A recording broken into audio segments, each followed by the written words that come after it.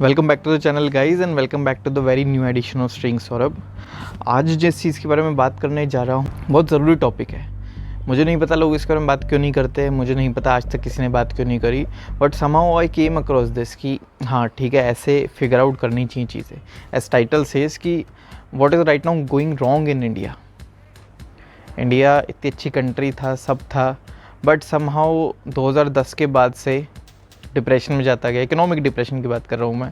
China से compare किया जाता था अपना जो इकोनॉमी रेट था उसको, बट समहाउ अब वर्ल्ड इकोनॉमिक फोरम जो कि सबसे बड़ी नॉन प्रॉफिट ऑर्गेनाइजेशन से जो डेटा इकट्ठा करती है, डेटा एनालिसिस करती है, वो अब कह रही है कि इंडिया बहुत पीछे रह गया है चाइना से, नेगेटिव में चला गया एक तरीके से। और सेकेंडली इंडिया जो है उसको एक बहुत बड़ा रीज़न बताया जा रहा है इकोनॉमिक डिप्रेशन के लिए all over the world. The biggest contributor to the revision is India, where growth slowed sharply owing to stress in the non-bank financial sector and weak rural income growth. वो जो अपन को उल्टी बात करके बताई जाती है कि चीज़ों के दाम इसलिए बढ़ रहे हैं क्योंकि वर्ल्ड लेवल पर डिप्रेशन आ रहा है, बट वर्ल्ड इकोनॉमिक फोरम खुद बोलती है कि इंडियन डिप्रेशन की वजह से जो लास्ट 10 ईयर्स में अपना डिप्रेशन आया इकोनॉमिक, उसकी वजह से वर्ल्ड लेवल पर डिप्रेशन आया है। तो क्या रीजंस हैं कि अपन इतने पीछे जाते जा रहे हैं? उसके हिसाब से मैंने 3 पॉइंट समराइज़ करें। पहला पॉइंट है कल्चर वर्सेस लॉजिक। इंडिया के अंदर काफ़ी सालों से एथिक्स और कल्चर पे जोर दिया जाता आया है, हमेशा से ही। वीकेंड से जब से हिस्ट्री आप देखोगे तो हमेशा से एथिक्स और कल्चर के ऊपर बहुत ज़्यादा एम्फेसिस दिया जाता है। ऐसा नहीं है कि सिर्फ एक रिलीजन में, सभी रिलीजन के अंदर एम्फेसिस दिया जाता है एथिक्स के ऊपर, जो समहाउ दूसरी कंट्रीज़ में फॉलो नहीं होते, बट समहाउ इंडिया में एम्फेसिस ज़्यादा दिया जाता है कि यहाँ पर तो होना ही चाहिए। आई डोंट नो व्हाई। और दिक्कत क्या पे है कि आप एम्फेसिस दीजिए, आप सब कुछ करिए, बट कल्चरल एथिक्स और रिलीजन को लेके वर्सेस लॉजिक अगर अपन डिबेट करें तो देखिए, कल्चर और रिलीजन जो है वो बहुत साल पहले बना था। आई डोंट से वो गलत है, वो बिल्कुल सही है अपनी जगह पे। बट जैसे मैं कुछ एग्जांपल्स देता हूँ, हिंदू धर्म की बात करता हूँ मैं क्योंकि उससे ज़्यादा परिचित हूँ मैं।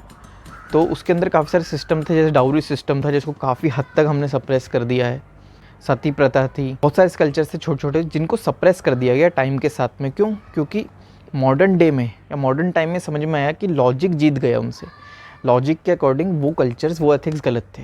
बट अभी भी बहुत सारे कल्चर और एथिक्स चले आ रहे हैं हर रिलीजन में, not even particular one religion, बहुत सारे चलते आ रहे हैं जहाँ पर चीज़ों को गलत तरीके से बताया जाता है, मिसइंटरप्रिटेट किया जाता है और लॉजिक को डिफीट कर दिया जाता है, वी कैन से गुमराह किया जाता है।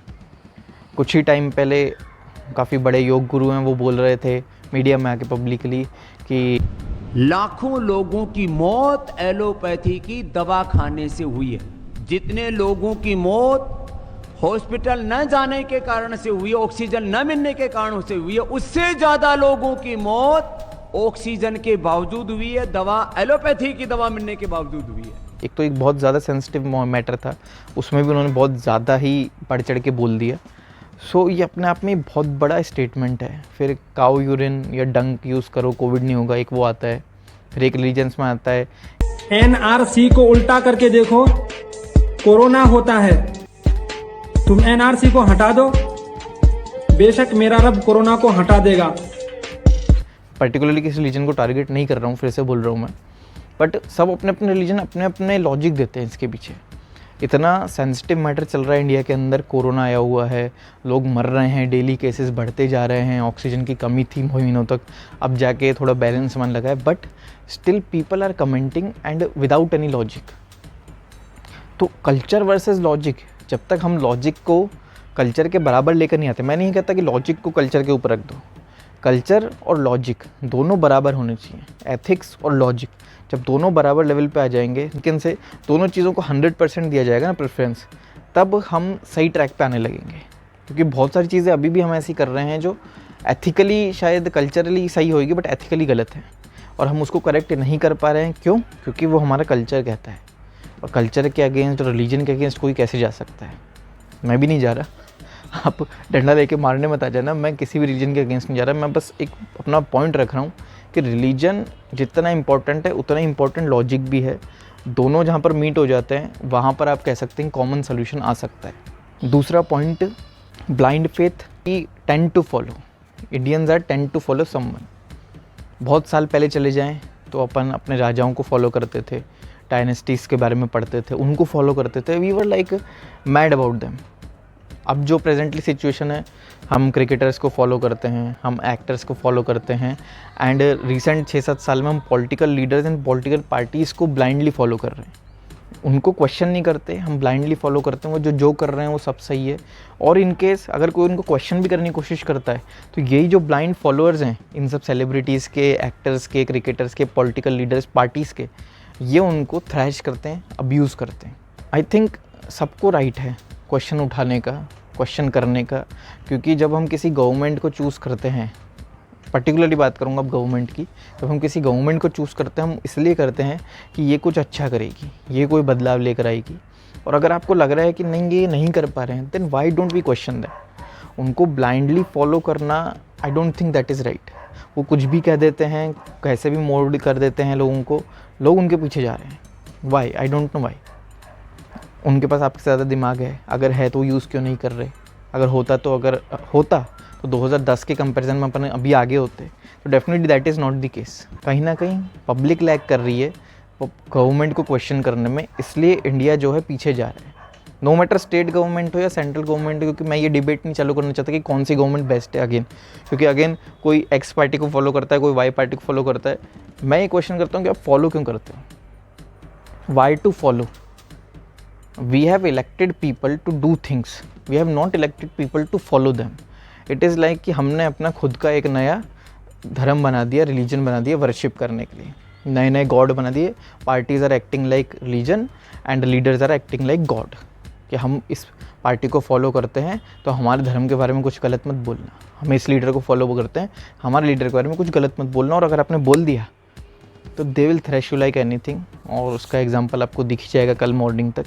थर्ड पॉइंट का कहावत है इंग्लिश में, मंकी सी मंकी डू, यानी बंदर जो देखता है बंदर वो करता है। वो कहानी सुनी होगी ना बचपन में आपने कि बंदर टोपी उठा के ले गया, फिर सारे बंदर टोपी उठा के ले गए। सो दे टेंड टू फॉलो।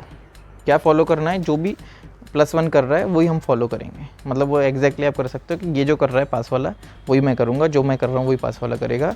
और इसका क्लियर एग्जाम्पल अगर आपको बताऊँ, इंजीनियरिंग, MBA, डिजिटल मार्केटिंग और मल्टी लेवल मार्केटिंग, जो चेन मार्केटिंग जिसको आप कहते हो ना, ये उसका बहुत ब्राइट एग्जाम्पल है कि Indians are still in that fame कि जो पास वाला करेगा वही मैं करूँगा, मंकी सी मंकी डू।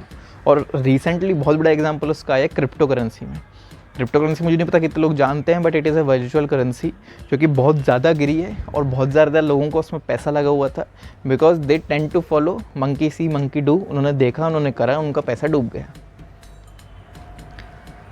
और दूसरा बड़ा एग्जाम्पल आपको मैंने 2-3 स्ट्रीम के बारे में बताई दिया। स्ट्रीम गलत नहीं है, देखो कोई भी चीज़ गलत नहीं होती है, उसको करने का तरीका गलत होता है। इंडिया में सालों से लोग बेवकूफ़ बनते आ रहे हैं, सालों से। किस तरीके से? ये वाली चेन सिस्टम में जुड़ जाओ, तुम इतने पैसे दो, फिर तुम 3 को लाना, उसका इतना कमीशन तुम्हें मिलेगा, फिर वो 3 लाएंगे, उसका कमीशन भी तुम्हें मिलेगा, एंड इट गोज़ ऑन पैसा ही पैसा होगा। और सहारा इसका सबसे बड़ा एग्जांपल रह चुका है, चेन सिस्टम का जो होकर जा चुकी है इंडिया में। 10 लाख लोग उससे जुड़े हुए थे, 10 लाख लोगों का पैसा डूबा, फिर भी लोग आज भी करते हैं, आगे भी करते रहेंगे। अभी भी काफ़ी सारी चेन मार्केटिंग मार्केट में है, जबकि गवर्नमेंट ने पिरामिड जो सिस्टम होता है चेन मार्केटिंग का वो बैन कर रखा है, उसके बाद भी लोग उसको फॉलो करते हैं। अभी रिसेंट में मैंने सुना था UK बेस्ड मॉडल है, वो ऐसा ऐसा बनाएगा, फिर तुम वीडियो ऐड देखोगे, फिर वीडियो ऐड देखोगे तो तुम्हें पैसा मिलेगा।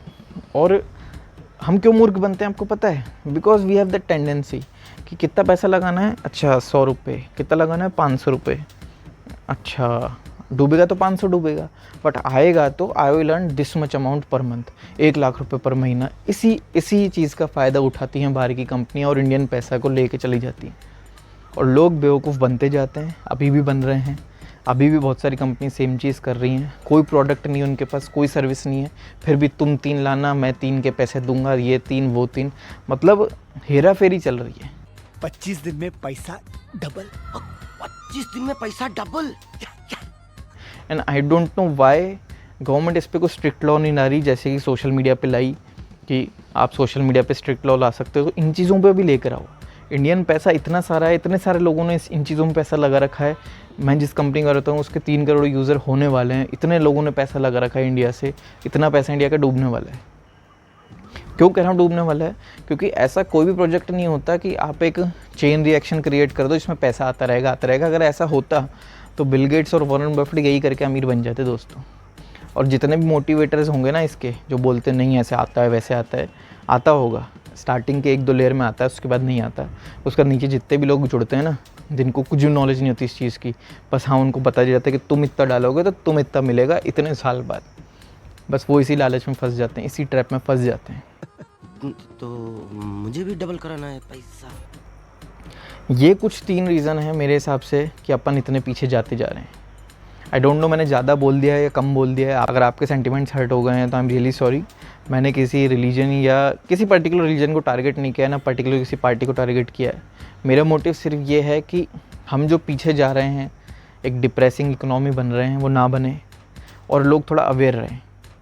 जितना मुझे समझ में आया मैंने बोला, आपको जितना समझ में आया आप नीचे कमेंट करके बता देना। Feel free to share this video, क्योंकि मुझे लगता है बहुत ज़्यादा ज़रूरत है लोगों को तो ये बात पहुंचने की कि एक तो 21 दिन में पैसा डबल नहीं होता, दूसरा कि ब्लाइंड भक्ति करके आपको कुछ भी नहीं मिलेगा। सबसे पहली जो चीज़ बोली थी मैंने कि आप अपने रिचुअल्स को, अपने कल्चर को लॉजिक के बराबर ला के रखो। If you don't find logic in your culture then culture is wrong and vice versa is also true. So मिलते हैं अब नेक्स्ट व्लॉग में। अच्छा लगा हो तो शेयर कर देना अपने दोस्तों से।